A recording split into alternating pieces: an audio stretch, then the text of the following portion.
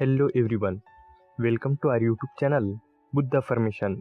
Here every story has a purpose and every lesson is meant to help you grow in a life.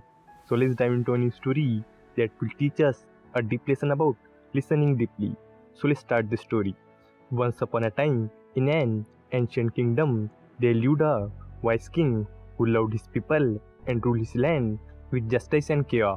The king had a young son, the prince, who was destined to inherit the throne. The king wanted his son to grow into a kind, thoughtful, and wise ruler, someone who would lead not just with authority but with understanding and compassion. The king knew that the qualities of a great leader could not be learned through books or lectures alone. True leadership came from experience and self awareness. To prepare his son, the king decided to send him to a wise Zen master who was known for his profound wisdom and unique methods of teaching. The prince, though curious, was also slightly nervous about meeting the master and wondered what would the old sage teach him. Would the lesson be difficult or strange? Still, he trusted his father and set out for the mountains where the Zen master lived. When the prince arrived, the Zen master greeted him warmly. The Zen master was a simple man who lived a ordinary life surrounded by nature and serenity. The prince explained why he was sent, and the Zen master nodded thoughtfully. After spending a few days observing the prince in his behavior, the master called him one morning and said, "Prince, if you wish to become a great ruler, you must first learn to listen. Really listen.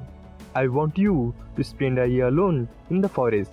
Live there, observe everything, and pay close attention to what you hear, and then come back to me and tell me what you have learned." The prince was puzzled, but agreed to the task. He packed his belongings and left for the forest, determined to do his best. When he arrived, the forest was vast, beautiful, and teeming with life. At first, the prince found it overwhelming. He was used to the comfort of palace life, not the raw wilderness. But as days turned into weeks, he began to adjust. He listened carefully to the sound around him, the chirping of birds, the rustling of the leaves, the flowing rivers, and the gentle hum of insects. He amazed at how alive the forest was, with every corner filled with movement and sound. The call of the cuckoo in the early morning, the buzzing of bees around the flower, and the soothing rhythm of the wind through the trees became his daily companion. By the end of the year, the prince was confident that he had heard all the sound of the forest and returned to the Zen master, eager to share his experience. The Zen master welcomed the prince back and asked, "So, my boy, tell me, what did you hear in the forest?" The prince smiled and began to describe his experience with enthusiasm. "Master, I heard the cuckoo's call, the babbling of rivers, the rustling of the leaves, the buzzing of bees, the chirping of crickets, and the music of the wind. It was also beautiful and alive." The Zen master listened patiently, nodding as the prince spoke. When the prince finished, the Zen master said, "You have listened well, but your lesson is not yet complete. You must return to the forest, but this time stay until you hear something new, something you did not hear before." The prince was surprised and a little disappointed and asked, "But master, I have already heard everything. What more is there to hear?" The Zen master smiled and said, "The forest has much to teach you if you are willing to truly listen. Go back and take your time." Though reluctant, the prince obeyed. He returned to the forest, but unsure of what more he could discover. Back in the forest, the prince tried to find new sounds, but at first all he could hear were the same familiar noises. Days passed and he grew restless and started thinking, was the master testing me? Was there truly something I had missed? Determined not to fail, the prince decided to change his approach. Instead of straining to listen, he let himself be still. He quieted his mind, slowed his thoughts, and allowed the forest to envelop him completely. He began to notice subtle shifts in sound, the way the wind changed direction, the faint echoes of distant animal, and the soft creak of branches as they swayed. And then, one morning, something extraordinary happened.